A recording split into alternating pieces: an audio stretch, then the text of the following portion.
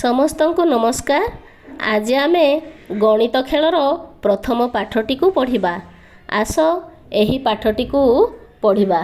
ଦେଖ, ତୁମ ଗଣିତ ବହିର ପ୍ରଥମ ପାଠଟି ହେଉଛି ଚିତ୍ରକୁ ଚିହ୍ନିବା। ଭିଡ଼ିଓଟିକୁ ପ୍ରଥମରୁ ଶେଷ ଯାଏଁ ଦେଖ, ଯାହାଫଳରେ କି ତମେମାନେ ପାଠଟିକୁ ବୁଝିପାରିବ। ତାହେଲେ ଆସ ଆରମ୍ଭ କରିବା ପ୍ରଥମ ପାଠ। ପାଠଟିର ନାଁ ହେଉଛି ଚିତ୍ରକୁ ଚିହ୍ନିବା।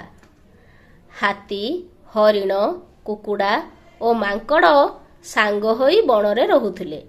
ନଈ ସେପଟେ ଫଳ ବଗିଚାରେ ଥିବା ଛନଛନିଆ ଘାସ ଓ ସୁଆଦିଆ ଫଳ ଖାଇବାକୁ ମନ କଲେ ସେମାନେ। ନଈ ପାରି ହୋଇ ଚାଲିଲେ ବଗିଚାକୁ। ବଗିଚାରେ ମିଳିମିଶି ଫଳ ଖାଇଲେ। ସଭିଏଁ ଖୁସ୍। ଦେଖିଲ, ହାତୀ, ହରିଣ, ମାଙ୍କଡ଼, କୁକୁଡ଼ା ଚାରି ସାଙ୍ଗ। ଏହି ଚାରି ସାଙ୍ଗ କ'ଣ କଲେ? ଫଳ ଖାଇବା ପାଇଁ ନଈ ସେପଟେ ଗଲେ। ନଈ ସେପଟେ ଗଲାବେଳେ ରାସ୍ତାରେ ସେମାନଙ୍କର ପାଦ ଚିହ୍ନ ପଡ଼ିଛି। ଏହି ପାଦ ଚିହ୍ନ ଗୁଡ଼ିକ କାହାର ଆଜି ଆମେ ଚିହ୍ନିବା। କେଉଁ ପଶୁ କେଉଁ ବାଟେ ଯାଇଛି? ଉପର ଚିତ୍ରରୁ କହିପାରିବ କି? କାହାର ପାଦ ଚିହ୍ନ କେଉଁଟି? ତୁମ ସାଙ୍ଗକୁ କହ। ଦେଖିଲ, ଏଠାରେ ଚାରି ସାଙ୍ଗର ଚାରି ପ୍ରକାର ପାଦ ଚିହ୍ନ ଅଛି। ଏହି ଚିହ୍ନ ଗୁଡ଼ିକ କାହାର? ତୁମ ସାଙ୍ଗ ସହିତ ଆଲୋଚନା କର। ଏହି ଗୋଜିଆ ଗୋଜିଆ ପାଦ ଚିହ୍ନ ଥିବା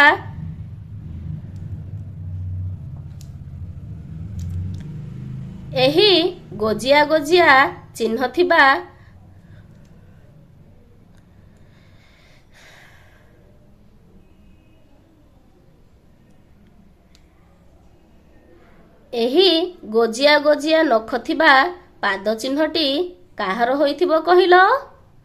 ହଁ, ଏହି ପାଦ ଚିହ୍ନଟି କୁକୁଡ଼ାର। ଏହି ଚିହ୍ନ ଗୁଡ଼ିକୁ ଦେଖିଲ। ଏହି ପାଦ ଚିହ୍ନ ଗୁଡ଼ିକ କାହାର ପାଦ ଚିହ୍ନ ଭଳି ଦେଖାଯାଉଛି? ହଁ, ମାଙ୍କଡ଼ର ପାଦ ଚିହ୍ନ।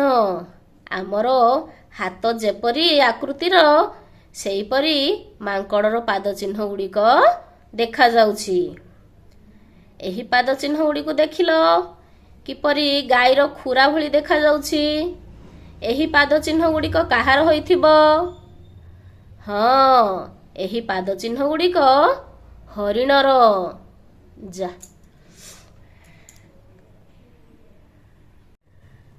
ଗପଟି ପଢ଼ିଲେ? ତାହେଲେ ଆସ ତଳେ ଦିଆଯାଇଥିବା ପ୍ରଶ୍ନ ଗୁଡ଼ିକର ଉତ୍ତର କରିବା। କେଉଁ ପଶୁ କେଉଁ ବାଟେ ଯାଇଛି? ଉପର ଚିତ୍ରରୁ କହିପାରିବ କି? କାହାର ପାଦ ଚିହ୍ନ କେଉଁଟି? ତୁମ ସାଙ୍ଗକୁ କହ। ଦେଖିଲ, ଏଠାରେ ଚାରି ପ୍ରକାର ପାଦ ଚିହ୍ନ ଅଛି। ଚାରି ଜଣ ସାଙ୍ଗ ମଧ୍ୟ ଅଛନ୍ତି। ତାହେଲେ ଏହି ଚାରି ପ୍ରକାର ପାଦ ଚିହ୍ନ କାହାର? ତୁମେ ତୁମ ସାଙ୍ଗମାନଙ୍କ ସହ ଆଲୋଚନା କର। ଏଠାରେ ଦେଖିଲ କେଉଁ କେଉଁ ପଶୁ ଅଛନ୍ତି? ହଁ, ହାତୀ, ହରିଣ, ମାଙ୍କଡ଼, କୁକୁଡ଼ା। ଏଠାରେ ଚାରି ଜଣ ସାଙ୍ଗ ଅଛନ୍ତି। ତାଙ୍କର ପାଦ ଚିହ୍ନ ଗୁଡ଼ିକ ଏହି ମାଟିରେ ପଡ଼ିଛି। ଏହି ପାଦ ଚିହ୍ନ ଗୁଡ଼ିକୁ ତାହେଲେ ଆସ ଚିହ୍ନିବା। ଏହି ଗୋଜିଆ ଗୋଜିଆ ନଖ ଥିବା ଚିହ୍ନ ଗୁଡ଼ିକ କାହାର ପାଦ ଚିହ୍ନ ହୋଇଥିବ? କହିଲ ଦେଖି, କାହାର ପାଦ ଚିହ୍ନ ଏଇଟି? ହଁ, କୁକୁଡ଼ାର ପାଦ ଚିହ୍ନ। ଏହି ପାଦ ଚିହ୍ନ ଗୁଡ଼ିକୁ ଦେଖ। ଏଗୁଡ଼ିକ ମଣିଷର ହାତ ଭଳି ଦେଖାଯାଉଛି ନା? ହଁ, ଏହି ପାଦ ଚିହ୍ନ ଗୁଡ଼ିକ କାହାର ହୋଇଥିବ? ଏହି ପାଦ ଚିହ୍ନ ଗୁଡ଼ିକ ମାଙ୍କଡ଼ର ହୋଇଥିବ। ଏଇ ଗାଈର ଖୁରା ଭଳି ଦେଖାଯାଉଥିବା ଚିହ୍ନ ଗୁଡ଼ିକୁ ଦେଖ। ଏହି ପାଦ ଚିହ୍ନ ଗୁଡ଼ିକ କାହାର ହୋଇଥିବ?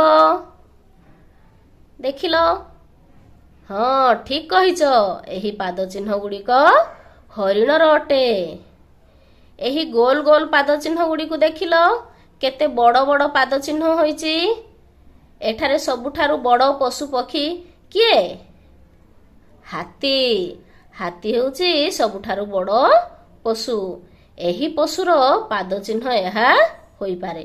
ଦେଖିଲ, ହାତୀର ଗୋଡ଼ର ପାଦ ଚିହ୍ନ ଗୋଲ, ତେଣୁ ଏହି ଚିହ୍ନଟି ହାତୀର ଚିହ୍ନ, ହାତୀର ପାଦ ଚିହ୍ନ ହୋଇଥିବ। ଆଉ ଗୋଟେ ପ୍ରଶ୍ନ ଆଲୋଚନା କରିବା। ଚଟାଣରେ ତୁମ ସାଙ୍ଗର ପାଦ ଚିହ୍ନ ତିଆରି କର। ଏହା ତୁମର ପାଦ ଚିହ୍ନ ଠାରୁ ଅଲଗା କି?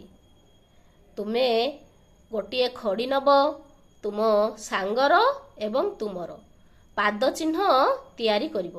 ଦେଖିବ ତୁମ ସାଙ୍ଗର ଆଉ ତୁମର ପାଦ ଚିହ୍ନ ଅଲଗା ହେବ ନାହିଁ। କାରଣ କ'ଣ? ହଁ, ତୁମେ ଦୁହେଁ ହେଉଛ ମଣିଷ ଛୁଆ। ମଣିଷ ଛୁଆର ପାଦ ଚିହ୍ନର ଆକାର ଏକା ପ୍ରକାର। ଆଶା କରୁଛି ମୋ ଭିଡ଼ିଓଟି ଭଲ ଲାଗିଥିବ ଓ ତୁମେମାନେ ନିଶ୍ଚୟ କିଛି ଶିଖିଥିବ। ତାହେଲେ ଚ୍ୟାନେଲଟିକୁ ସବସ୍କ୍ରାଇବ୍ କର ଓ ଭିଡ଼ିଓଟି କିପରି ଲାଗିଲା କମେଣ୍ଟ ସେକ୍ସନରେ ଜଣାଅ। ବାଏ।